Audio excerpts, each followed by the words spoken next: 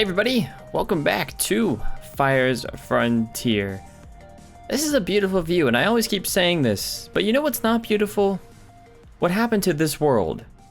As you can see, this is still here. I wonder why that might be.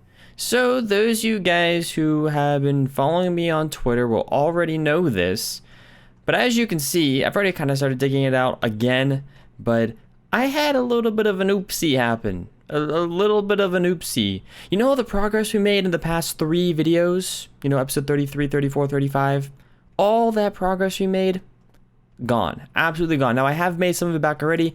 I have the New Year's resolution board back already. Obviously, it's not what it was. I've actually added, I think, a few more details to this since I had the time to, had the inspiration to. And we have gone ahead and redone a lot of the episode 34 stuff as well, which I'll go ahead and head over there now. But yeah, so what happened was all of the stuff I did for those episodes was on a save file that was on my old computer, not at college. For those who do not know, the reason the microphone sounds different is that I'm on my new mic setup that is at college. And I forgot to get the save file from that computer. So when I had someone back home try to get the save file for me, apparently there's been some issues going on with that PC, and the hard drive was wiped. So any progress I had made in the past 3 episodes is all gone. All the comments, all the reactions to the comments, all of the builds that I made, everything was gone. Now I have done a little bit of stuff. I have gone ahead and got myself some more beehives and bee nests and stuff. That wasn't too hard to do. Obviously created the pathway. Obviously I put the news resolution board. I have not quite gotten to redoing the auto smelters yet, but I should be getting to that pretty soon, and it should be done in this, or by the time that this video is over with, I will have redone all of that. So it's not too big of a deal. It is a big bummer though, because of all the progress I had made that I now have to redo. But I don't know, this really just has been teaching me I need to keep frequent backups a lot more frequently than I have been. I actually have a backups folder on my computer, and I had actually already made backups, like 1 or 2 backups while I was home for break, but I guess I just didn't think about, if I just put it on my external hard drive, everything would have been okay, because I carry an external hard drive with me back and forth that stores a lot of the files that I need. But yeah, it didn't happen, and it's okay, we'll get it done. And that obviously is not the topic of today's episode. We've already done that stuff. Today's episode, ladies and gentlemen, is a little bit different. You'll have noticed in the previous episode that it took me quite a while to get iron for hoppers, and that's because a lot of that was mining, a lot of that was kind of scavenging for iron. And what I really want to do in today's episode is prepare ourselves for making an iron farm in one particular way that I want to show you guys what that way is. Do you all remember this area from a few episodes? Actually, quite a few episodes ago, I think now. For those who don't remember, this is my villager breeding area that I established back in 1.13, actually, which is when this world was first started. It's quite a ways away from spawn, because this is the only place I could find a village where I could do some villager breeding. But as you can see, it's a complete and utter mess around here. This villager breeder doesn't even work anymore. It's based off of doors, which was the old villager mechanic before 1.14. As you can see, we have a whole stockpile of villagers. We have all these random villagers running around. We have, if I go over this way, the rail track that goes over to here. And if we go over to here, you can see we have a whole bunch of villagers and mine carts. This place is just a disaster, an utter disaster that I keep putting off because we haven't really had any issues. I have a mending villager over in the spawn area, so or over in the base area, I should say, so we don't really need a mending villager. But this place is a complete disaster, and I think it's about time we get going with this place and actually make it a proper villager breeding area. So the few things I want to do today, first and foremost, we need to clean up this area, get rid of some of the villagers we don't need. Actually, a lot of the old villagers that don't have professions, I would like to get rid of and replace it with a new villager breeder, because an iron farm, ladies and gentlemen, is going to require new 1.15 villagers. At least I'm fairly certain, new 1.14 or 1.15 villagers. And a lot of these guys are old villagers. and we really, really, really don't need them. So that's the goal for today's episode, ladies and gentlemen, is to work on this area, get this polished up, looking at least a little bit better today, get a functioning 1.15 villager breeder, and see what all we can get done. So without further ado, guys, let me start off, I guess, by trying to round up a lot of these villagers. I think I'm gonna get rid of some of them. I'll send them over to Villager Island, which totally doesn't mean death. And we'll see what we can do with those guys. So without further ado, guys, let's get on into today's episode. You all aren't gonna like this, and I'm not gonna like it either, but I've been thinking about it, and I think all of these villagers, if they haven't been traded with, I think we're just gonna send them away, you know, to a happy place where lava buckets are involved. Not because I don't want them, but because I'm a little afraid that they might mess up my villager breeder, and they might, well, we don't really need them for 1.14 villager breeding, so they don't have any professions that I've used. So I think I'm just gonna sit here and kill all these guys off. I'm sorry, villagers. I am really sorry, but you don't serve a purpose anymore, so I'm sorry. Ladies and gentlemen, it's been quite a while. It's been quite a while since that last clip, and I've actually gotten a lot, and I mean a lot of things done in this world. I want to show you a lot of them from here on out because I kind of feel like I've done too much, but at the same time, I kind of got carried away. I was kind of facing a roadblock where I was becoming a little too lazy. I didn't want to build a villager breeder on camera, so I went ahead and built the villager breeder. As you can see, the villager breeder is working. Actually, it's working pretty dang well. If we go down here, you will see I have basically the way that this works. For those who don't know, this is an Impulsesv design. I'll put a link down in the description below for those of you who haven't heard of it or just want the link to the tutorial, because it's a very, very good tutorial and a very, very good farm. But this is his infinite village breeder design. Obviously, villager breeders are now based off of beds. So we have 4 beds in here. We've got 2 villagers who do the breeding. We've got a farmer who throws carrots at said villagers. It's also apparently almost nighttime, so I should probably go to sleep first.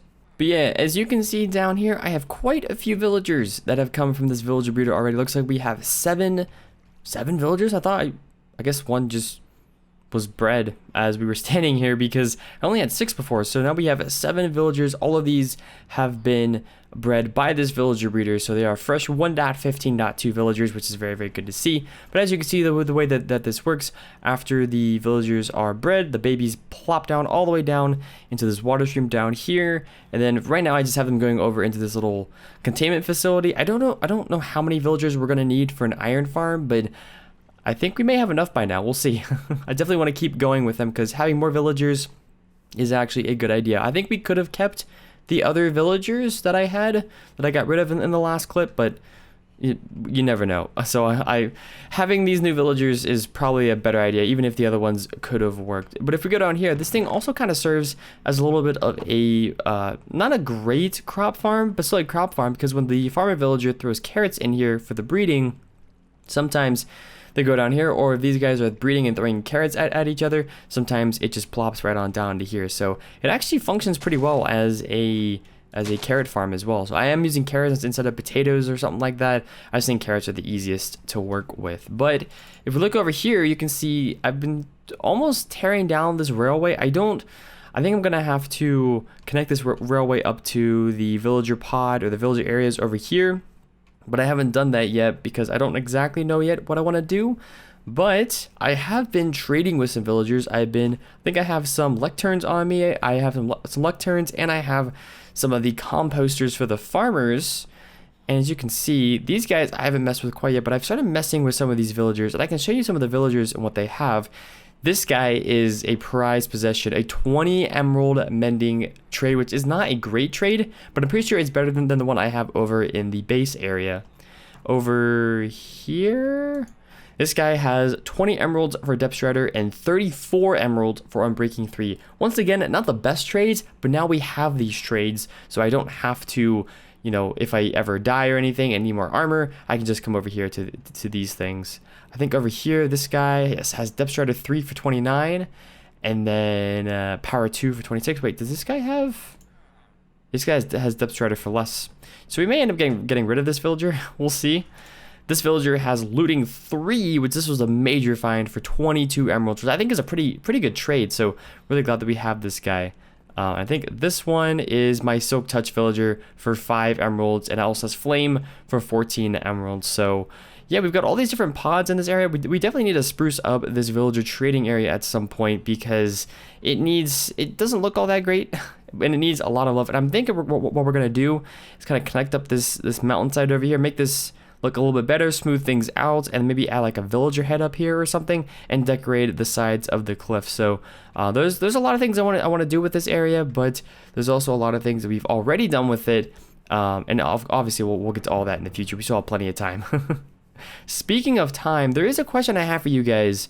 Let me know down in the comment section below, what do you guys want to do for 1.16 the Nether? There's two options. We can either reset the Nether, or we can just load new chunks and continue with the Nether that we have. I've been thinking about this because I was watching a fellow YouTuber by the name of Jagiero, and he was talking about this in his single player video.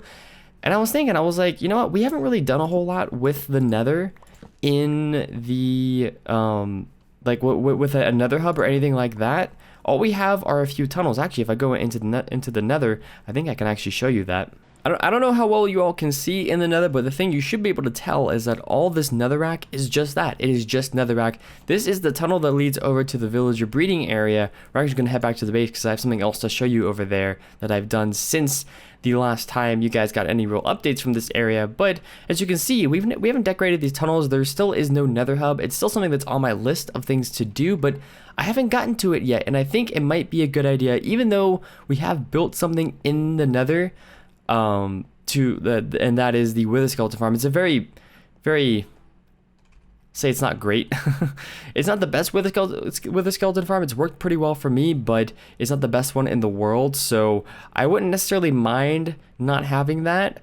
But since we haven't really done a whole lot here in the Nether, what do you guys think? Do you think we should reset the Nether for 1.16 when that does come out? For those who don't know, there is a snapshot out that has a whole bunch of new features. I haven't gone over any of it. I haven't experienced it myself, but there is a snapshot out that has a whole bunch of new Nether update things for the next update. So if you guys, let me know down in the comment section below, do you think we should reset the Nether for 1.16? Because I probably won't be updating until one of the pre-releases. I know people have asked me questions about the snapshot.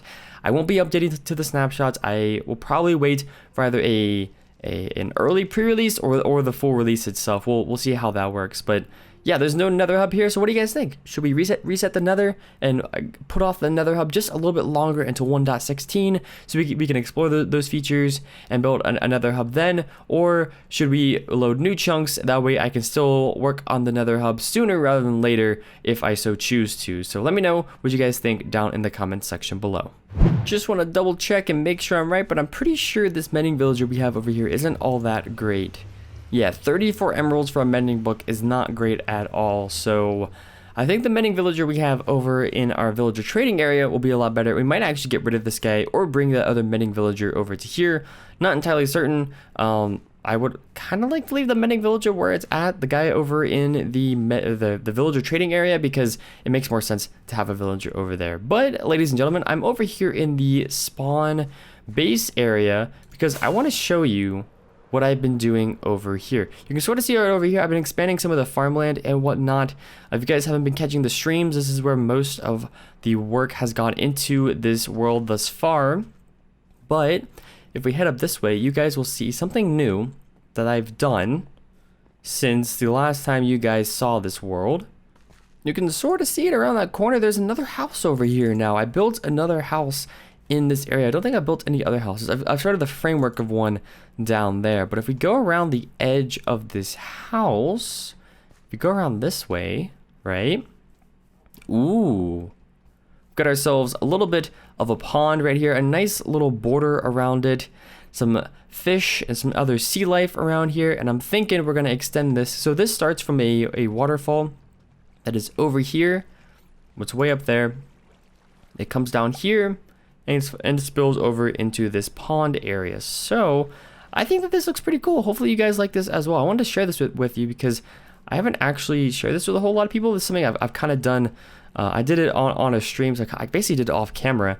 And people at the time really liked this, so I want to see what you guys think about this as well. I'm thinking we're still going to have a little bit of a water stream coming all the way down here, and probably one that spills all the way down here and maybe connects up with that little bit of a waterfall right there. I don't entirely know yet what we're going to do. That might just be a pond down there, and this might just connect up this way. That was my original idea, but we'll have to think about it. But yeah, this village is coming along. This village I've been working on here and there, just adding a house here, a house there.